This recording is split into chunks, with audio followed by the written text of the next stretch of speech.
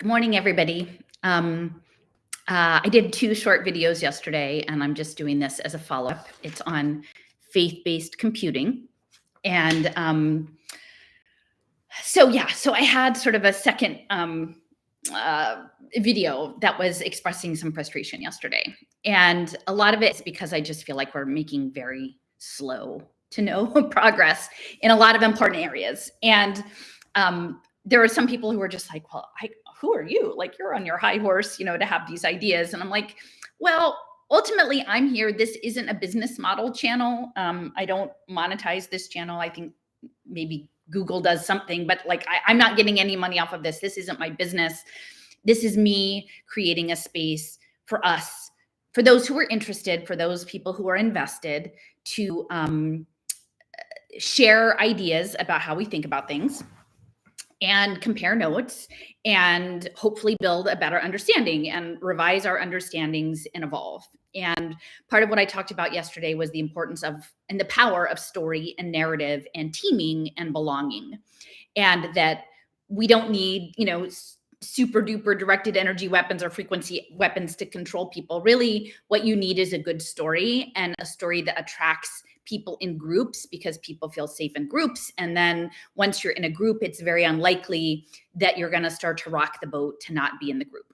And so what I was trying to say yesterday is, like, this is, if you're here, I'm assuming you're here because you're getting something out of it. And I have a vast amount of content like on my channel that I've sifted through, both long form things, short-term clips, short, tiny clips, playlists. I've sifted through tons of information in my own journey that I openly share for free with anybody who wants to look at it. But you actually have to want to look. And that's the rub there, is with the story, is like, once you open the door and you start looking around at things that the people in your group aren't looking at, it becomes kind of threatening. Because if you want to come, it's the whole Plato's cave thing. If you want to come back in the door and say, hey guys, we're talking about it like this, but there's some other stuff out there, right? And I in no way, like, just to make it clear, my position is that I understand at this point, like, I was when I started out with the education space and the social impact space, feeling like I kind of had a handle on it. And then the further you go down the road, you realize, wow, I know a lot. And every time I know more, I realize there's probably a lot more layers of this onion that I don't yet know. And so that's why I keep this channel open, is so that, like, those of us who have different lived experiences and different perspectives can come to the table and continue to examine in a way that is curious and hopefully engaged, right? But this isn't the beginner corner, no offense. And I'm not trying to be snooty about it. You could be a beginner, like, you could simply, and there are people out there who just jump in and there's something on this channel that answers a question or fills in, plugs a hole that they've had for a long time. And then in that satisfying, like, click, then they go and they just do a deep dive into all the material and immersion. And for those people, it will work, right? But if you need a lot of hand holding and you need, like, little baby videos and, like, spoon fed, and you need to hear it the way you need to hear it, you need me to meet you where you are in the story that you're in, like, that's just not me. And it's okay if that's where you are, but then you're gonna have to go look for some other spot to get what you need, because that's not what we're doing here. And there's room for a lot of stuff, but that's what we're doing here. But in that, there's also a reciprocity, right? Like, and I don't clearly state, like, oh, I'm expecting something from you.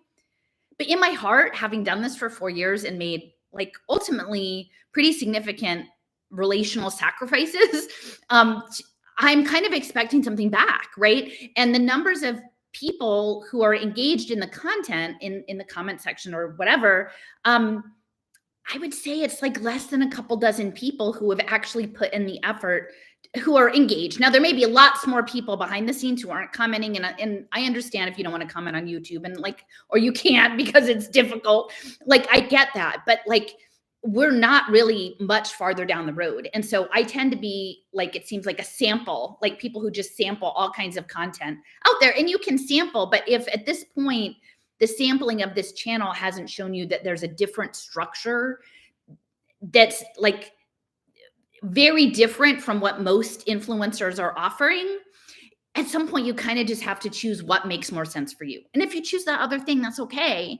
But if you choose this thing, then, like, expecting at this point that there's some stuff you're bringing to the table too. Like, oh, when you did this video and you were talking about this concept, I realized that I saw this in my community and it looks like this.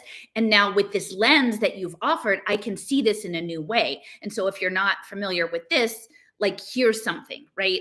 But it's not just simply, here's another influencer video, like apocalyptic influencer video for me to watch. It's something that's actually meaningful to the structure that allows us to both see it in real time, like this signals intelligence. And so that's what I'm looking for in terms of reciprocity. And yeah, like in relationships, you kind of have expectations, and at some point you need to be clear about what those expectations are. And if you're not comfortable with those expectations, that's okay too, right? Like, you can move on because there's plenty of other places on the internet for you to be rather than here. So I wanted to talk a little bit about faith-based computing, because this is something I think that is really important to understand in the context of the culture wars and the stuff about esoteric stuff and occult stuff and Illuminati stuff and the Q stuff and Christian. Now, I'm not just speaking, this faith isn't just Christians or isn't just monotheism, because there's a whole big other piece that has to do with Eastern, right? Like Eastern practices. And so it's both. And just to be clear about my position in this is, like, I believe in a benevolent creator, right? I believe that there's some purpose to me being here and doing this, even though it can be hard. I don't want a one world religion. And you can fill in the blank with like your preferred religion, right? But I think the beauty of this planet is that we are all immersed in different environments with different cultures and different practices. And that if you are authentic, and I think faith is very important. I think faith and spirit and soul is actually the crux of this whole thing, which is why I think the AI singularity conversation is not going to get us where we need to go. That actually it's about harnessing ensouled intelligence, right? So our soul, our connection to the creator, however that looks for you, in an authentic way, that's the game. That the system is trying to network souls into the field for some purpose. Now, I will be clear that I just don't know what that purpose is.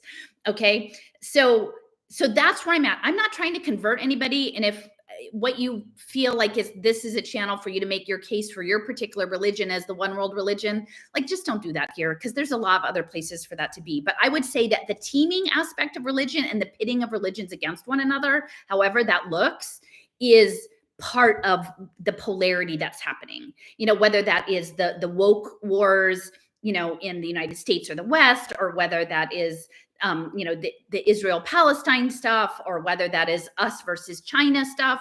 Like, this polarization is part of the energy that's fueling it forward.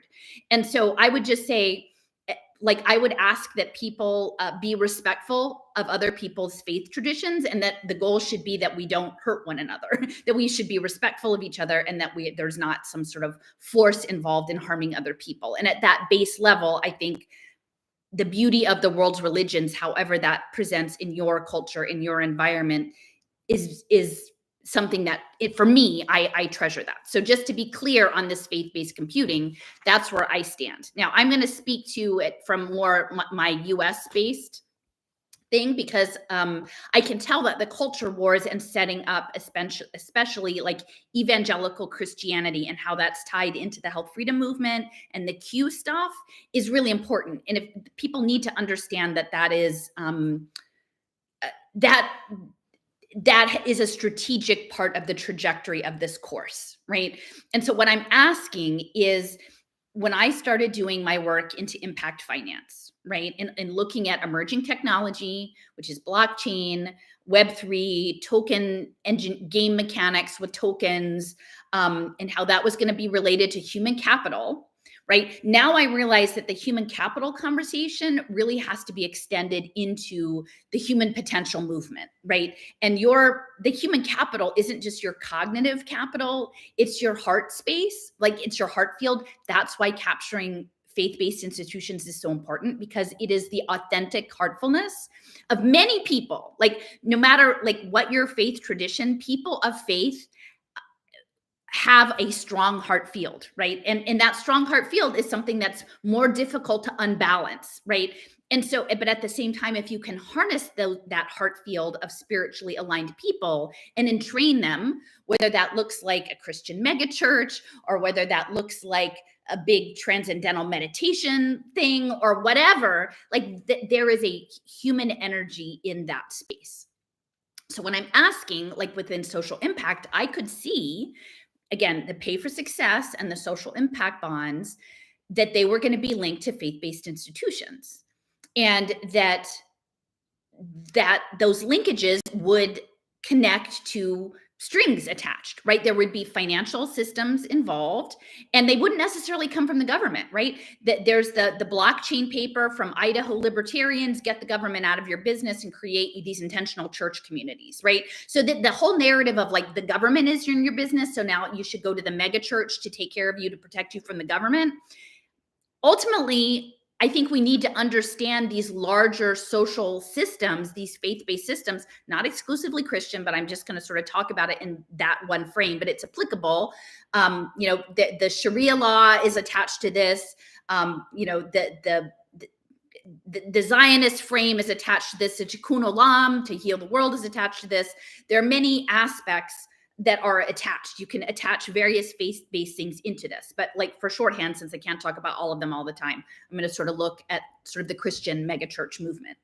And this has to be understood as coming out of Peter Drucker, management theorist, right? An Austrian management theorist whose mother was connected to Jung and psychology and looking at archetypal field theory and moving towards a capitalist cooperative where people would be knowledge workers and that you would be organized in these certain ways.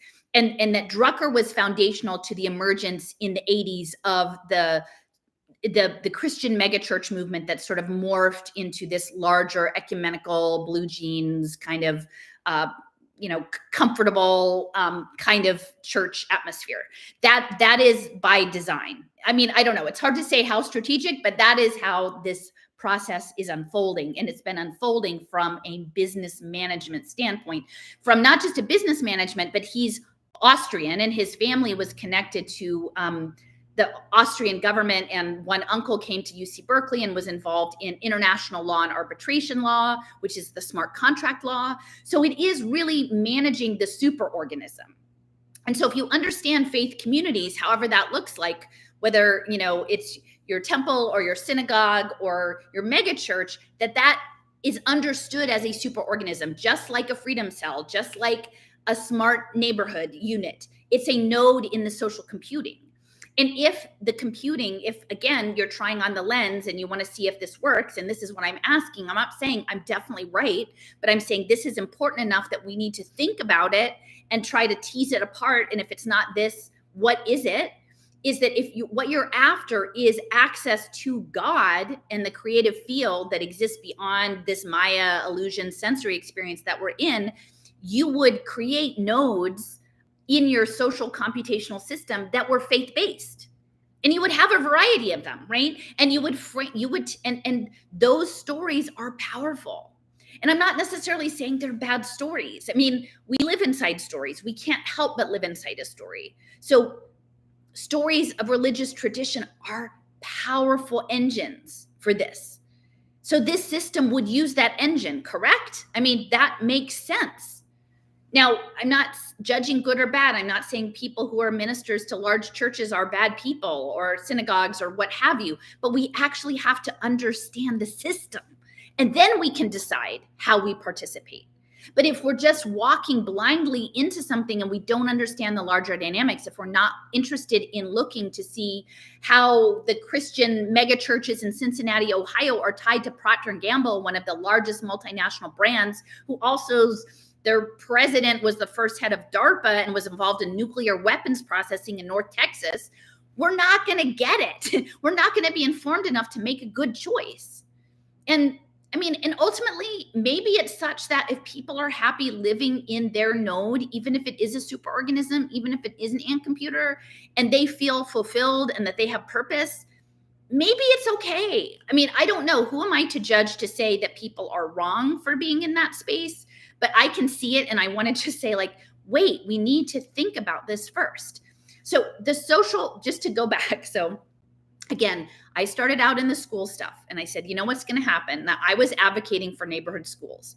My understanding of compulsory education, which was something, you know, I was a good little girl and I got the grades and I did the things. And it was only very later in life that I realized, like, wait, there's way more to this story than I was told, which is why I'm so skeptical about, like, I'm so insistent on that we need to examine the stories that we are told and that we live in and be prepared to adjust them as needed when we get new information. Okay. So I was protecting, this was my story that I was in, neighborhood schools. And I said, because what they did was they would create, just like with the religious communities, pit groups against one another and then reinforce those identities. So it was the neighborhood school people were opposed to the homeschool parents because they were bad because they made the bad choice. And then the homeschool parents were angry with the public school parents because they wanted the money for the vouchers, right? And then we were all against the charter school parents and the private school parents or the religious school parents. And so we were all broken up, but we didn't realize that ultimately all of these educational experiences were going to be happening in spatial computing with AI and Web3 and game mechanics. And so whether you were doing your like classical education homeschool online from the kitchen table, or you were in a crappy, poor public neighborhood school in Philadelphia, it was all going to feed into the same system, right? So we all actually would have benefited from respecting each other's choices and then figuring out the bigger game, which is what I'm trying to like apply that idea to faith communities, because I do feel like if we can, that a lot of this is frequency based, a lot of it is entrainment of the heart field and the spirit field. And that if we can, and again, this is my theory. I'm not saying I'm definitely correct, but this is how it feels to me. And I'm trying to be in tune with the signals that are coming in. If we can figure this out, our spirituality in all of its diverse representations, authentically held and held in such a way that our institutions, now I will say I'm somewhat skeptical of faith-based institutions themselves, not that the institutions are made up of bad people, but that the structure of the institution is what creates the superorganism, right? And then do we understand what that means? If you, like, I could see that the churches were going to be put in a position, or the synagogues or the temples, or however you understand it, the mosques, that you would, when the public systems fell, like again, the Idaho libertarians were predicted, get the government out of your business. When the public systems fell, that the faith-based communities would be the fallback, right? But then investors, whether those were Goldman Sachs, whether that was the Mark Andreessens, whether, you know, maybe that was attached for a while to the government with these pay for success deals, and then eventually the government goes away, that would be connected to children on surveillance play tables in the church basements because they were checking the human capital, right? And what I didn't realize at the time was this isn't just an investment game. This isn't just about capitalism. It's not just about collectivism, however you imagine that. It's literally about using technological interfaces, which a surveillance play table is clunky, right? It's a clunky thing. But ultimately, it's going to just be a smart uniform with little kids going to forest, you know, Montessori forest school. Oh, sorry. You know what, guys? I have to hold this thought. But thanks so much. I'll be back. Okay, bye. Sorry, I forgot that you were